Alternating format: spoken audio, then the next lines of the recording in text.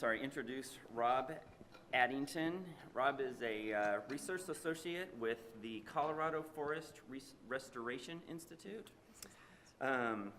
Rob received a master's degree in plant biology and BS degrees in biology and English, so he doesn't have the same excuses as the rest of us for poor communication. So let's welcome Rob. Thank you. Thanks. All right.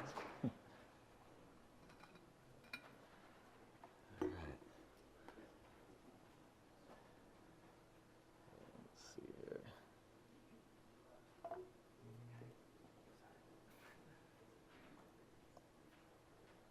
There you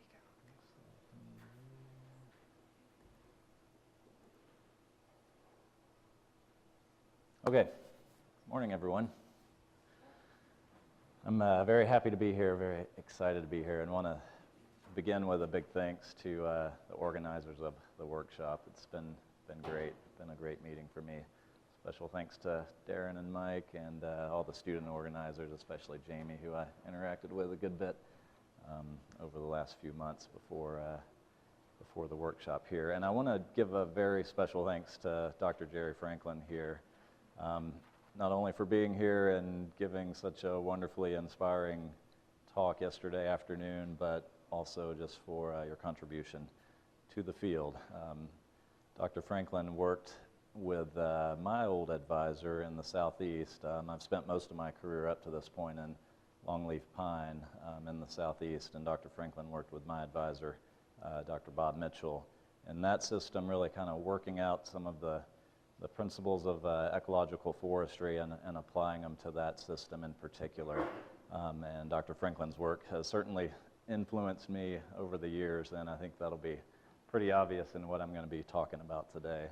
And I hope you don't interpret this as me ripping you off. I hope you interpret it more as a compliment to your work. So what I'm going to be talking about today is an effort that we're undertaking on the Front Range of Colorado. It's kind of stemming from some restoration work that's been going on over the last decade, really focused on moving kind of from principles to practice in designing, implementing restoration treatments. And I will begin with a little bit of an introduction to the Front Range, some of the context that surrounds the restoration situation on the Front Range. We'll go through some guiding principles, not too unlike what we heard yesterday from Dr. Franklin, and then we'll describe a little bit about an implementation framework that we're attempting to develop to actually move from principles to the practice. So as I'm sure most of you are familiar, the Colorado Front Range is this area in Colorado representing kind of a fairly dramatic and abrupt transition from the plains to the Rocky Mountains. Let's see here, there we go. Right here, it includes a 10-county area from the south. Teller and El Paso counties to the north, up in Larimer County near Fort Collins. Metro areas including Denver, Colorado Springs, Pueblo, Boulder, Fort Collins. Over 4 million people, a lot of folks live in this area, so it's very important.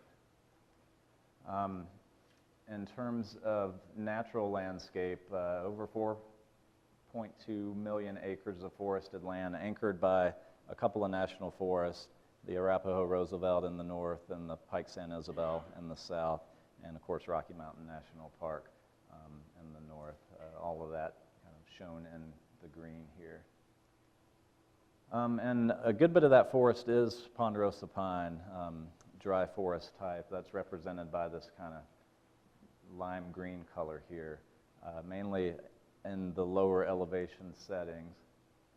And as you can see with this sort of vertical depiction, change in forest composition with elevation.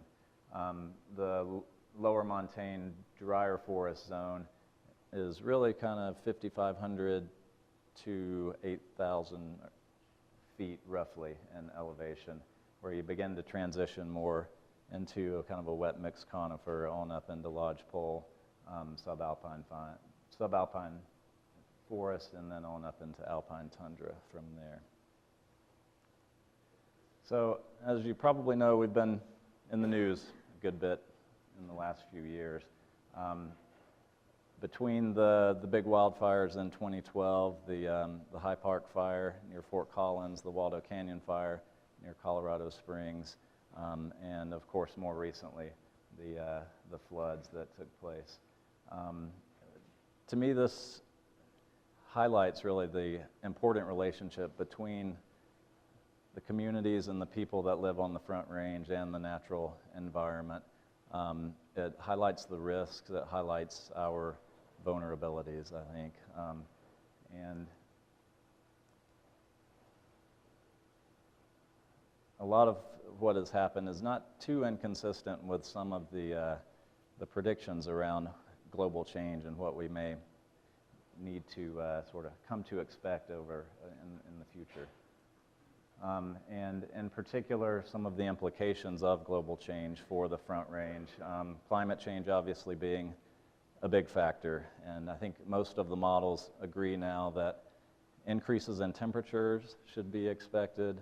A little less certainty around precipitation trends. We may be a little wetter in the future, we may stay the same.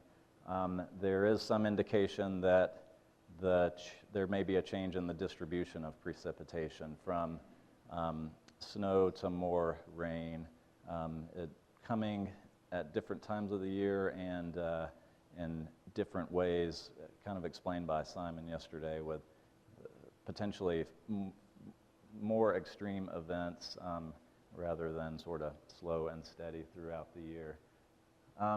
Earlier snowmelt is one thing that is of concern. Less snowpack at lower elevations in particular. Earlier spring snowmelt that would contribute then to earlier peak flows in some of the streams and rivers. A general sort of shift, I think, or migration of climate upward from lower elevation to higher elevation. And accompanying that shift, some potential change in vegetation patterns. So potential movement of drought-adapted species like ponderosa pine upslope, potential loss of some of those dry forest types at lower elevation, and a transition from those forest types more towards shrubland or grassland at lower elevation. Speculation around insects and disease potentially becoming worse. In particular, I think the reproductive capability of mountain pine beetle being favored by warmer temperatures, and so some expansion in that potentially. Some indication that sudden aspen decline may become worse with the drier condition as well, especially at lower elevation. Of course, invasive species being an issue around global change. And a big one for us is the wildland-urban interface and the expansion of that, which is going to be inevitable. This area is one of the fastest growing areas in the country, and will continue to experience lots of growth and lots of expansion into forested areas. And with that comes fragmentation, which is a big concern, certainly. And then I'll end here with probably one of the more important things, fire. I think beginning with Westerling's 2006 science paper documenting an increase in wildfire activity throughout western states. I think the expectation for the Front Range is similar. More land area burned, longer fire seasons, potentially off-season fires, having fires in winter months when we might not typically expect to have them. And I want to highlight a few things about fire in particular, because it does really shape the restoration situation on the Front Range. And in particular, kind of this trend that we've seen towards larger, high-severity wildfires in this area, highlighted kind of in red over here. and the south being the Hayman fire of 2002, on up to the north, which is the High Park fire of 2012 there. And it was really the Hayman fire that kind of got people talking and got people concerned about this issue of high severity, large-scale wildfire. And this is a kind of a panorama of the Hayman area about 10 years after the burn. So it was in 2002. This was, I think, in 2012 that these set of pictures was taken. So this really kind of, represents, I think in this particular area, was a 60,000 acre area of high severity fire, really sort of representing this state transition from what was a forest to more of a grassland at this point. So again, that particular event really kind of brought the community together and, said, was really a kind of a call for action, and led to the formation in 2004 of the Front Range Fuels Treatment Partnership Roundtable. And in 2006, the publication of this kind of seminal document for us, Living with Fire, which really is sort of the call to action and lays out some of the strategy for the restoration approach. And then more recently in 2010, the Front Range was the recipient of a CFLR, Collaborative Forest Landscape Restoration Program grant, and that's really helped advance a lot of the restoration work on the Front Range. The effort is focused primarily, again, in this lower montane dry forest, ponderosa, dry mixed conifer system. Again, roughly 5,500 to 8,000-ish or so feet. Some 1.5 million acres total that is within this area, and largely believed to be outside of its historic or natural range of variability with regard to forest densities, with regard to diversity, complexity, and with regard to the native fire regimes that we think characterize these lower elevation settings. So we have kind of a general set of goals of decreasing wildfire severity, increasing resistance to insects and disease, promoting forest health, reducing threats to communities, watersheds, improving habitat for fish and wildlife. And some general ideas and ways in which we may achieve these goals in terms of establishing a complex mosaic of forest structure at stand and landscape scales, favoring drought-tolerant species such as ponderosa pine or lower elevation species, trying to reestablish a more characteristic fire regime. In essence, what we want is a more resilient Front Range, and I like the definition that Dr. Brunson had up here earlier. I think originating with Halling in the 1970s and refined by Brian Walker more recently, that it really refers to the ability of a system to absorb disturbance without a fundamental change in its structure, its function, its process, and its ability to provide important values in ecosystem services, not only to human populations but to wildlife. So that's really the overarching goal of what we're trying to achieve for our Front Range landscape. But how do we get there? It's been a challenge moving sort of from this generalized set of goals to what this looks like on the ground, and in particular the development of more detailed desired conditions around restoration. And as we got started, I think, with some of this work, a lot of it was really focused on fuels reduction and wildfire mitigation. And in some cases, folks weren't as pleased with the outcomes of those approaches. And so some need to move beyond this sort of singularly focused management objective to a more holistic approach. So how do we get there? Through collaboration and a lot of meetings.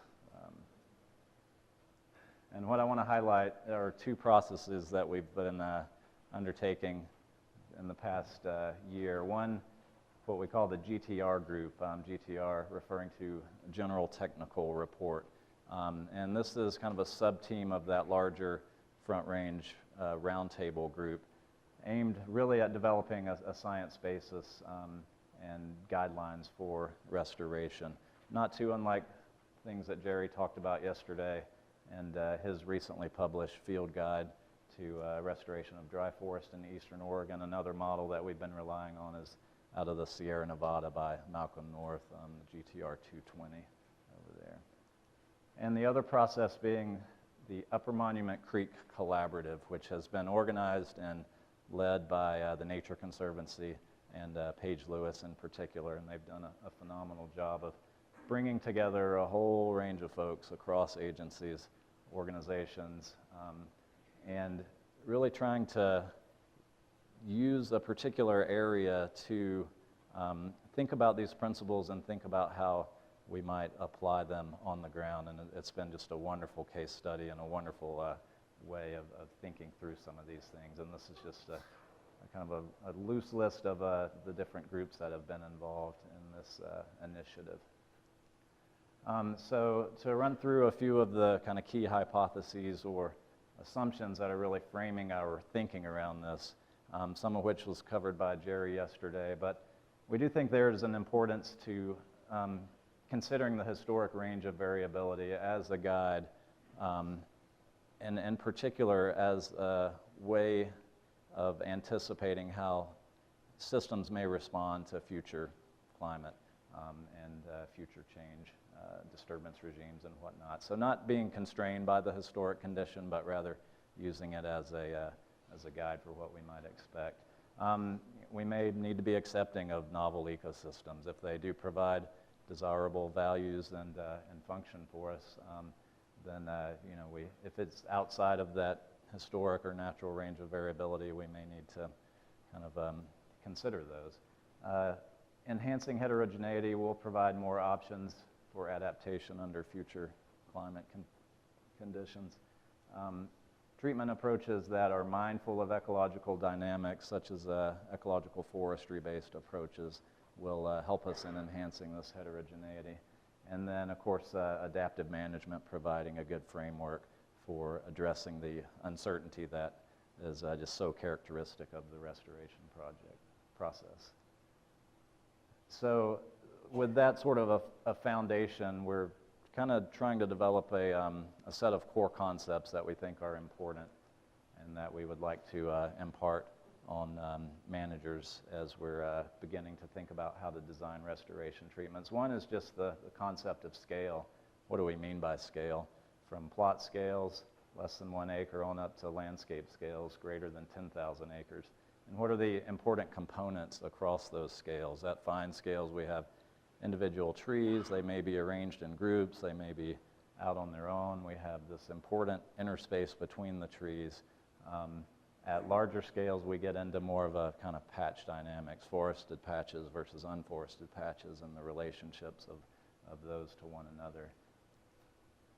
We're trying to characterize heterogeneity, just describe it. At a fine scale, we've come up with this depiction of density and dispersion along these axes. So in the upper right, a high density, very uniform situation, and on the lower left, a low density clump situation.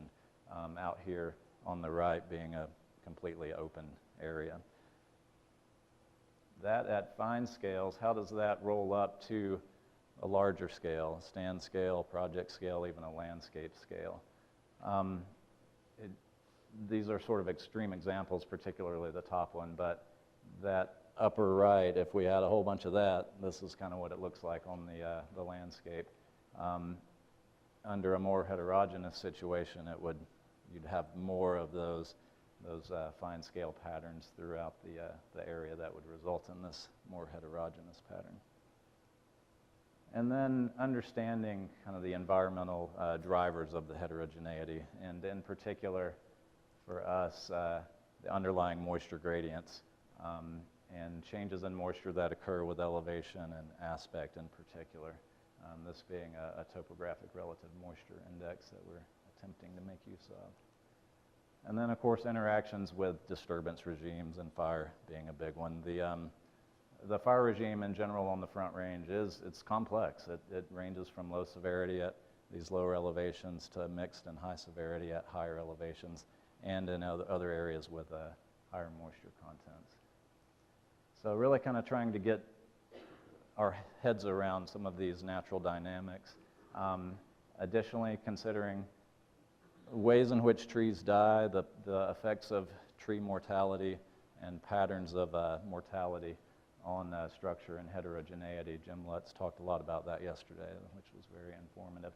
The importance of biological legacies like old trees, dead trees, coarse woody debris, the functional importance of some of these structures, and then, as Jerry mentioned yesterday, the importance of restoring both structure and processes like fire.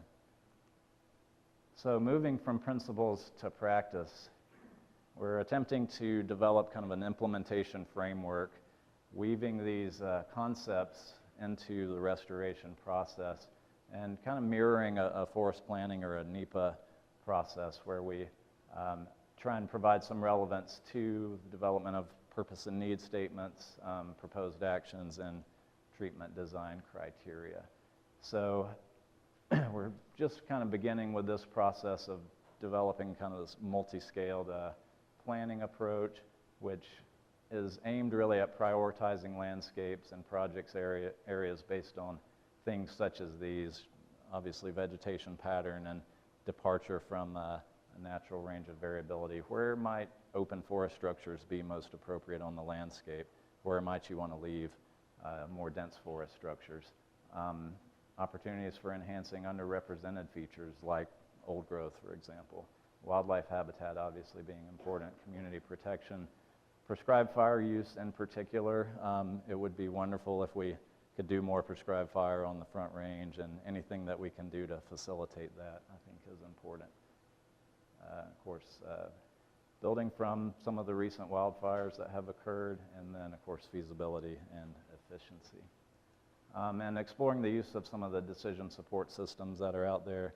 A particularly intriguing one that I've come across recently is this ecosystem management decision support tool that Jerry's been involved with Paul Hesberg and others out of the Pacific Northwest. And then at the stand level, varying stand density according to topographic features. This is meant to represent a ponderosa pine stand in red here, and it's kind of embedded within a wet mixed conifer, dry mixed conifer situation. It provides a good opportunity for creating an open structured condition, and the way in which you might do that is vary density according to low density, high density, medium density situations based on topographic variables. Enhancing spatial structure, this fine scale mosaic that Jerry talked about yesterday, the ICO, or individual trees, clumps of trees, and openings. And retaining old trees, obviously being an important thing. Snags and coarse woody debris provide a lot of structural complexity and important wildlife functions, and should be retained. And then real quick through these, age and size distribution being important, removing overrepresented age classes, species preferences, wildlife structures, retaining and structures that are important for wildlife, being aware of the understory and the value of the understory plant community, and trying to minimize damage to that, and really enhancing the response through prescribed fire if possible. And riparian area protection, and then just a recognition that you don't, within a stand or a treatment unit, you don't need to treat every acre. There should be areas that are left untreated or as reserves. And we're working on the development of some visualization tools for this. I'm a big believer that pictures can often say 1,000 words. This is meant to represent a kind of typical pre-treatment condition: north-facing slope on the left, south-facing slope on the right, and post-treatment what that might look like in terms of varying density according to this elevational change, and enhancing this fine-scale mosaic of individual trees. And then, of course, development of monitoring programs that are across scales and designed to assess this heterogeneity. That's a big challenge, something that we're working on. And then lastly, the kind of loop back to adaptive management, so to speak. The importance of this as a framework for us in recognizing uncertainty. This is a figure that Greg Applett developed for the Front Range, Greg Applett and Peter Brown, that kind of takes us through this restoration process, and then you can sort of see the feedback loops. So again, just to reiterate the importance. And the next steps from here, we are going to embark on a workshop process with managers where we seek their feedback on some of these ideas and incorporate them prior to what hopefully will be the publication of a GTR, again, not too unlike some of the models that I have provided up here. And a lot of people that have been involved in this effort that I want to acknowledge as I'm closing. Greg Applett being a big one, Mike Babler with the Nature Conservancy, several Forest Service people, Mike Battaglia, Claudia Reagan, Jim Tennis, Jeff Underhill, Rick Truax, and a special shout out to Paige Lewis for her work with the Upper Monument Creek Collaborative in particular, and the Nature Conservancy. And with that, take any questions.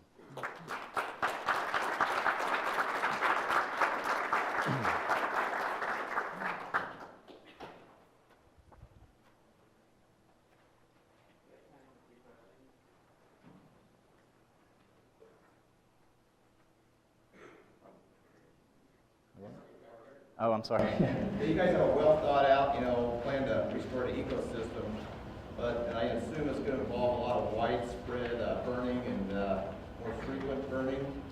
How do you educate or get those millions of people downwind to accept this practice, to implement it? And I think that's something that you guys have to really look at towards the end to get that public information out and get that accepted. Absolutely. It's a very, very good question, and in my opinion, one of the biggest challenges to what we're attempting to do here. It's one of the biggest needs, I think, restoring that fire as a process, and obviously prescribed fire is how we would like to see that happen. I think the hope is that we can embark on more of a public outreach process and gain some acceptance for prescribed fire, more so than currently exists, unfortunately. I think our sort of worst case sort of fallback scenario is to hope, anyway, that we may be able to kind of set these systems up in a way so that if we do have a natural ignition and a wildfire, that situation can be managed for ecological benefit in some ways. So that being kind of another tier, I guess, to the strategy, but ideally anyway, prescribed fire, and we're kind of proceeding with that hope, and are going to do everything we can to do outreach and hope to begin instituting it on a larger scale than what we've seen up to now. So, yes, sir. Are you guys testing some of the underlying principles, or are you going to some of those recent wildfires and see whether the initial patterns or the original patterns we have on the sustainment made actually difference on the outcome of the impact of the fire? Yeah. Because you might just do something and then you get this mega fire going through it. And Mm-hmm. it's all the same thing. Yeah, exactly. It's an excellent point, and it's I think it's an area that is very ripe for research and further investigation, and people have thought about it, and I think there's some initial work sort of aimed in that direction. And we have some of the more recent wildfires, like the High Park fire and parts of the Waldo Canyon fire, have been fairly heterogeneous in nature, and would provide some opportunity for doing that sort of thing in kind of an experimental setting. So I do think it is an important component to this, and just your general point about the need to sort of validate some of this, it points to our uncertainty in a lot of these, and again, the need for adaptive management and approaching this with innovation and a spirit of experimentation, I guess, and trying to really design management treatments as experiments to the extent that we can. So, but yeah, it's a it's a good point, so thank you. Yes, sir. You mentioned a little bit about using different scales for each level you're working on. I'm particularly interested in using a patch scale for the landscape level. Expound on that just a little bit, how you're doing that. Yeah, we debated a good bit about how best to discuss scale. We knew that it was an important thing to talk about, but we weren't exactly sure how best to package and present it. And what we kind of decided on, we went with these things that we felt like were relevant to land managers, thinking about the plot scale being this kind of fine scale, stand scale being an operational unit, something that is familiar to managers certainly, and then on up to a project and landscape level. And so from there, we then tried to identify those important components that accompanied each of those scales, as I mentioned, from individual trees at that fine scale and openings to the larger sort of patch dynamics at the larger scales. And I think there are a lot of unknowns about our desired condition, particularly at that landscape scale and the arrangement of patches. I think we're better at defining what we don't want than what we do want. We know we don't want continuous, uniform canopy cover. We do want some breakup of that, something that will prevent the spread of contagious disturbance processes like wildfire and like insects and disease. But the exact nature, the exact arrangement of those patches sort of in time and space, again, is going to be another adaptive management sort of experiment, I think, for us. But I think it's useful thinking across those scales, in part because we want to measure success at that larger landscape scale, but our treatments really are more at, say, a stand or project level.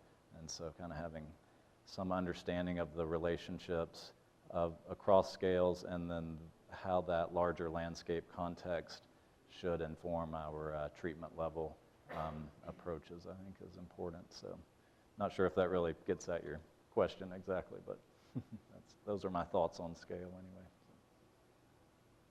Well, we're out of time. Okay, yeah, thanks. That's Yep. all. Thanks. All right.